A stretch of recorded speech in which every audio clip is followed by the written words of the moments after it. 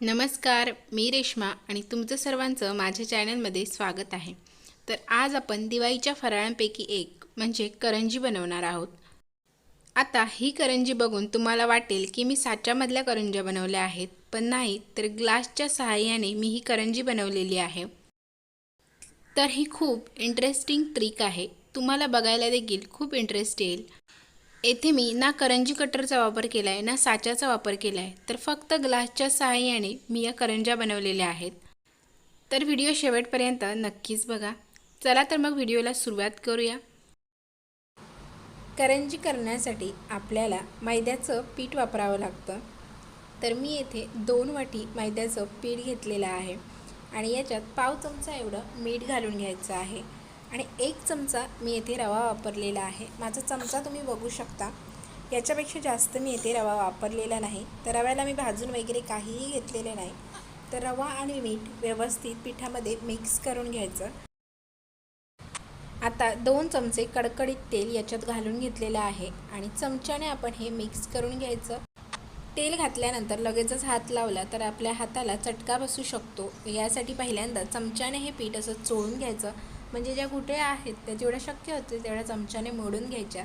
आणि आता थोडंसं तेल थंड झालं की त्यानंतर हाताने आपण सगळ्या गुठळ्या मोडून घ्यायच्या आणि व्यवस्थित हे तेल सगळ्या पिठाला मिक्स करून घ्यायचं.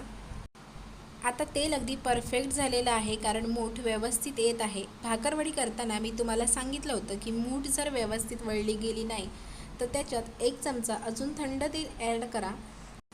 तरी देखील नाही झाली तर अजून थोडंसं थंड तेल ॲड करायचं. आता याच्यात पाणी घालून हे पीठ आपण मळून घ्यायचं. तर जसं आपण चपातीसाठी पीठ मळतो अगदी तसंच आपल्याला हे पीठ मळायचं आहे आणि 10 ते 15 मिनटं याला ठेवल्यानंतर हे अजून थोडं नरम होईल.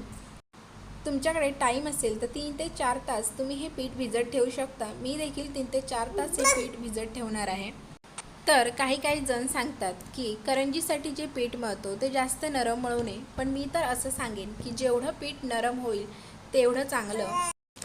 याच्यामुळे काय होतं, करंजीचं जे आवरण असतं ते कडकडीत होत नाही, तर तोंडात घातल्यावरती मस्त खुसखुशीत अशी करंजी लागते. सो 3 ते 4 तास ठेवायला पॉसिबल झालं तर नक्कीच ठेवा. आता आपण करंजीसाठी लागणारं सारण तयार करून घेऊया.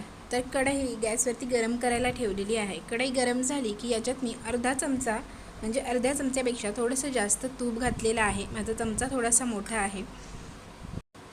तूप वितळलं की याच्यात अर्धा वाटी मी रवा वापरलेला आहे. आता याच वाटीच्या प्रमाणाने मी खोबरं देखील घेणार आहे. तर हा रवा आपण थोडासा कढईमध्ये भाजून घ्यायचा. थोडासा रवा भाजला की यानंतर याच्यात काजू आणि बदाम बारीक केलेले घालून घ्यायचे. रवा भाजताना कंटिन्युअसली आपल्याला मात्र चमच्याने तो ढवळत राहायला पाहिजे. आता काजू आणि बदाम रव्यासोबत भाजले की काजू आणि बदाम थोडेसे क्रंची होतात. म्हणजे आपण ज्यावेळी कापून घेतो त्यावेळी ते नरम असतात, पण रव्यासोबत भाजले की त्यांना एक क्रंचीनेस येतो. यासाठी ते रव्यासोबत आपण भाजून घ्यायचे. तर आता जसं आपण शिरा बनवण्यासाठी रवा भाजतो अगदी तसाच आपल्याला रवा भाजून घ्यायचा आहे. तर आता रवा आपला भाजून झालेला आहे. याला एका भांड्यामध्ये आपण काढून घेऊया आणि थंड करण्यासाठी ठेवून देऊया. आता याच कढईमध्ये 1 चमचा तेल घालून घ्यायचं. ते तेल यासाठी की आपण सारणामध्ये तीळ घालणार आहोत, तर ते तीळ आपल्याला थोडेसे भाजून घ्यावे लागतील. यासाठी मी येथे 2 चमचा तीळ घेतलेले आहेत आणि त्यांना लालसर होईपर्यंत आपल्याला भाजून घ्यायचं आहे. तीळ देखील भाजून झालेले आहेत. आता आपण पुरण बनवायला घेऊया. तर भाजून घेतलेला जो रवा होता त्याच्यात 1 वाटी मी येथे सुकं खोबरं घातलेलं आहे, किसून घेतलेलं. 1 चमचा एवढी वेलची पावडर आणि अर्धा चमचा एवढी जायफळ पावडर आणि जे भाजून घेतलेले तीळ आहेत ते तीळ घालून घेतलेले आहेत. तर या एवढ्या चमच्याने मी 2 चमचे एवढी पिठी साखर याच्यात मिक्स केलेली आहे. आता पहिल्यांदा थोडी साखर मिक्स करून आपण टेस्ट बघून घ्यायची आणि त्यानंतर जर कमी वाटली तर अजून घालायची. साखर तुमच्या आवडीनुसार तुम्ही कमी जास्त करू शकता. मला थोडीशी कमी वाटली त्यामुळे मी अजून 2 चमचे याच्यात साखर घातलेली आहे. पिठी साखर जर आपण अगोदर करून ठेवली तर त्याच्यात थोड्याशा गुठळ्या होतात, तर त्या गुठळ्या हाताने व्यवस्थित मोडून घ्यायच्या. तर आता बघू शकता सारण आपलं रेडी झालेलं आहे. पुरण तयार झालेलं आहे. तर आता आपण करंजी करायला घेऊया. तर 4-4.5 तास हे पीठ मी मळून असंच ठेवलं होतं. तर तुम्ही बघू शकता किती नरम पीठ झालेलं आहे आणि आता याचा तुम्हाला मी बेस्ट रिझल्ट दाखवेन की करंज्या किती छान होतात ते। तर आपल्याला सगळं पीठ वापरायचं नाही, जेवढं पीठ पाहिजे तेवढंच पीठ मी साईडला काढून घेते। म्हणजे पहिल्यांदा मला एक गोळाभरच पीठ पाहिजे तेवढंच मी साईडला काढून घेते, बाकीच्या पिठाला झाकण लावून तसंच ठेवून द्यायचं। आता आपल्याला पहिल्यांदा गोळे बनवून घ्यावे लागणार आहेत। तर पोळपाटावरती या पिठाचा लांब एक रोल बनवून घेते। जेवढ्या आकाराचे तुम्हाला गोळे पाहिजेत तेवढ्या आकाराचा म्हणजे तेवढ्या जाडीचा आपल्याला हा रोल बनवून घ्यायचा आहे। एक्स्ट्राचं जर पीठ वाटलं तर ते साईडला काढून ठेवायचं। या करंजीसाठी आपल्याला जास्त मोठे गोळे लागत नाहीत, तर छोटेच गोळे लागतात, कारण पारी आपण जी लाटतो ती खूप पातळ लाटावी लागते। तर बघू शकता मी एवढ्या आकाराचे गोळे इथे सुरीने कट करून घेते। आता सुरीने हे पीसेस सारखे कट करून घेतले। आता याचे आपण गोळे बनवून घ्यायचे। तर जेवढं पीठ मी साईडला काढलं होतं तेवढ्या पिठाचे मी गोळे करून घेतलेत आणि तेवढ्या करंज्या पहिल्यांदा मी बनवून घेणार आहे। तर येथे पारीला लावण्यासाठी मी तांदळाच्या पिठाचा वापर केला आहे, मैद्याच्या पिठाचा वापर केलेला नाही, कारण तांदळाच्या पिठावरती आपण जी पुरी लाटतो ती व्यवस्थित सरकते, यासाठी मी तांदळाचं पीठ वापरलेलं आहे। तुम्हाला मैदा वापरायचा असेल तर तुम्ही मैदा देखील वापरू शकता। माझी आई करंज्या करताना शक्यतो तांदळाच्याच पिठाचा वापर करते। तांदळाच्या पिठामुळे आपली जी पारी आहे ती लाटताना पटपट सरकते। तर पुरीच्या आकारामध्ये आपण हिला लाटून घ्यायचं आणि पातळच लाटायचं। आता ह्याच्यात जेवढं राहील म्हणजे जेवढं आपण घालू शकतो तेवढं याच्यामध्ये पुरण घालायचं। तर मी तुम्हाला मगाशीच सांगितलं की मी तुम्हाला चिरण्याचा वापर न करता करंजी कशी बनवायची ते सांगणार आहे। तर करंजीला लावण्यासाठी मी साईडने दूध घेतलेलं आहे। दूध पाहिजेच असं काही नाही, तुम्ही पाण्याचा देखील वापर करू शकता। तर या साईडचं जे टोक असतं ते त्या साईडवरती नेऊन व्यवस्थित आपण दाबून घ्यायचं। तेथे मात्र व्यवस्थित दाबायचं, कारण तेथे आपल्याला कट मारायचा असतो आणि करंजी आपली तेलात सुटू नये। तर मी एक अशा प्रकारचं ग्लास वापरलेला आहे ज्याला धार असते। तर आता या ग्लासला आपण करंजीवरती ठेवायचं, जसं मी व्हिडिओमध्ये दाखवलं आहे तसं, आणि साईडचा जो एक्स्ट्रा भाग आहे तो आपण काढून टाकायचा। तर आता बघू शकता आपली अशा प्रकारची करंजी येथे झालेली आहे, पण साईडने जर त्याला काही डिझाईन नसेल तर ते दिसायला बरं दिसत नाही। तर यासाठी येथे मी एका काटे चमच्याचा, म्हणजे लहानपणी आम्ही याला काटे चमचा म्हणायचो, तर फोर्कचा वापर करायचा आहे। तर जो फोर्क आहे तो असा व्हिडिओमध्ये दाखवला आहे तसा प्रेस करून घ्यायचा। फोर्कमुळे करंजीला जसं साच्यामध्ये करंजी बनवतो थोडीफार तशीच डिझाईन येईल। तर बघू शकता किती छान दिसते। तर आता तुमच्याकडे ग्लास नसेल तर डब्याचं किंवा आणि कशाचं झाकण असेल जे गोल असेल आणि ज्याला धार असेल तर त्याचा देखील वापर आपण इथे करू शकतो। तर माझ्याकडे एक डब्याचं झाकण आहे, तर ते वापरून देखील मी तुम्हाला इथे करंजी बनवून दाखवते। तर लक्षात ठेवा, जेवढं ग्लास तुमचं मोठं आहे तेवढी पारी तुम्हाला लागेल, पण शक्यतो ग्लास जेवढ्या मी साईजचं ग्लास वापरलं आहे तेवढ्या साईजचंच वापरा, कारण ती मीडियम साईज आहे। याच्यापेक्षा लहान वापरलं तर करंजी खूपच लहान दिसेल आणि मोठं वापरलं तर मोठी करंजी दिसेल आणि त्याच्यात पुरण देखील आपल्याला एक्स्ट्रा घालावं लागेल।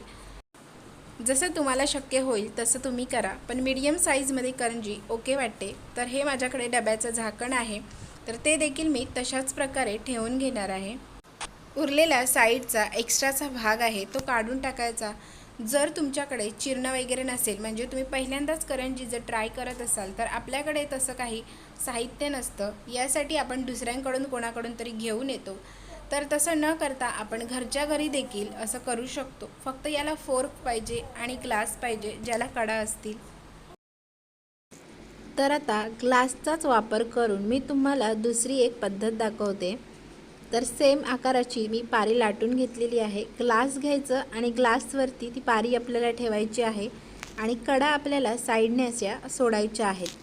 तर जेवढं पुरण आपण त्या पारींमध्ये भरलं तेवढंच पुरण आपण इथे भरून घ्यायचं एका साईडला आणि त्या कडेवरती आपल्याला दूध लावून घ्यायचं आहे। त्यानंतर दुसऱ्या साईडचं जे टोक असतं ते या साईडवरती आणून ठेवायचं आणि ग्लासच्या मध्ये हात घालायचा आणि करंजीला पकडायचं, जेणेकरून ज्यावेळी आपण बाहेरून कट करतोय, म्हणजे जसं मी व्हिडिओमध्ये दाखवलं आहे तसं, त्यावेळी करंजी ग्लासमध्ये पडू शकते। तर असा आकार आपण करंजीला देऊ शकतो। याला आपण फोर्कने आकार देऊ शकतो किंवा असंच ठेवू शकतो। तर दुसऱ्या एका वाटीत मी 1 चमचा एवढं पाणी घ्यायचं, 1 ते 2 चमचा घ्यायचं आणि त्याच्यामध्ये करंजीचं जे एक्स्ट्रा कापलेलं पीठ असतं ते आपण टाकायचं, जेणेकरून ते सुकणार नाही. नंतर आपण ते मळून वापरू शकतो, पण पाण्याचा जास्त वापर करायचा नाही. 1 ते 2 चमचा पाणी घ्यायचं आणि त्याच्यामध्ये जेवढ्या आपल्या करंज्या आपण करणार आहोत त्यांचा जो एक्स्ट्राचा भाग आहे तो त्याच्यामध्ये टाकायचा. तर आता ही जी करंजी आहे ती मी चिरण्याचा वापर करून बनवते. तर आता अशाच प्रकारे मी करंज्या करून घेणार आहे. तर सगळ्यात अगोदर मी करंज्याच्या पाऱ्या लाटून घेणार आहे. तर येथे आता मी तुम्हाला एक महत्त्वाची गोष्ट सांगते, ती म्हणजे अशी, ज्यावेळी आपण या पाऱ्या लाटतो त्यावेळी त्या जास्त वेळ अशाच ठेवायच्या नाहीत. त्यांना जर वारा लागला तर त्या सुकतात. याच्यामुळे काय करायचं, लगेचच त्यात सारण भरायचं. लगेचच म्हणजे 10-12 झाले की त्याच्यामध्ये सारण भरायचं आणि त्याला कट करून ठेवायचं. करंजी सुकली तरी काहीही प्रॉब्लेम येत नाही तळताना, परंतु जर पारी सुकली तर ती एकमेकांवर ज्यावेळी आपण चिपकवायला जातो त्यावेळी ती सुटते, म्हणजे व्यवस्थित चिपकत नाही. आपल्याला वाटतं की ती चिपकली, पण नंतर ज्यावेळी आपण ती तेलामध्ये घालतो त्यावेळी ती सुटते, म्हणजे फुटते. पूर्ण तेलाची वाट लागते आणि त्याबरोबर आपला वेळही वाया जातो. त्यामुळे जेवढी पारी ओली असेल तोपर्यंत आपण तिला कट करून घ्यायचं, त्यानंतर काहीही प्रॉब्लेम नाही. कारण जेवढी करंजी तुम्ही कट करून ठेवाल, म्हणजे जेवढी जास्त वेळ करंजी सुकेल कट केलेली, तर ती करंजी कमी तेल शोषून घेते. तर ही मेथड तुम्ही एकदा नक्कीच ट्राय करू शकता. तर एवढ्या पाऱ्या आम्ही येथे लाटून घेतलेल्या आहेत, पण तोपर्यंत ज्या मी करंज्या बनवल्या आहेत त्या मी तुम्हाला तळून दाखवते. तर ही जी कढई आहे ती फराळाचीच आहे, त्याच्यामुळे ती अशी दिसते. जेवढ्या करंज्या तुमच्या या कढईमध्ये येतील तेवढ्याच करंज्या याच्यामध्ये सोडा. उगाच जास्त करंज्या सोडू नका, कारण करंजी ही फुगते आणि जर जास्त करंज्या झाल्या तर त्या फुटू शकतात आणि व्यवस्थित तळल्या देखील जाणार नाहीत. तर आता अलगद झारा लावून आपण यांना तळून घ्यायचं आहे. तर एकदम ब्राऊन करायचं असेल तर एकदम ब्राऊन देखील तुम्ही करू शकता, किंवा यांना थोडंसं व्हाईट देखील तुम्ही ठेवू शकता. तर बघू शकता करंजीला किती छान अशी डिझाईन आलेली आहे, जसं की आपण हिला साच्यामध्येच बनवली. तर आता अशाच प्रकारे मी बाकीच्या ज्या केलेल्या करंज्या आहेत त्या तळून घेणार आहे आणि बाकीच्या ज्या करायच्या आहेत त्या देखील करून घेणार आहे आणि तुम्हाला लास्टला मी सगळ्या करंज्या दाखवते. तर बघू शकता मी येथे सगळ्या करंज्या करून तळून देखील झालेल्या आहेत. तर या त्या करंज्या आहेत ज्यांना आपण करंजी कटरचा वापर न करता बनवलेल्या आहेत. तर किती छान दिसत आहेत बघा. तर मग कशा वाटल्या तुम्हाला आजच्या माझ्या युजफुल ट्रिक्स, टिप्स आणि रेसिपी? जर तुम्हाला आजची ही करंजीची रेसिपी आणि सांगितलेली ट्रिक्स आवडली असेल तर व्हिडिओला एक लाईक नक्कीच करा.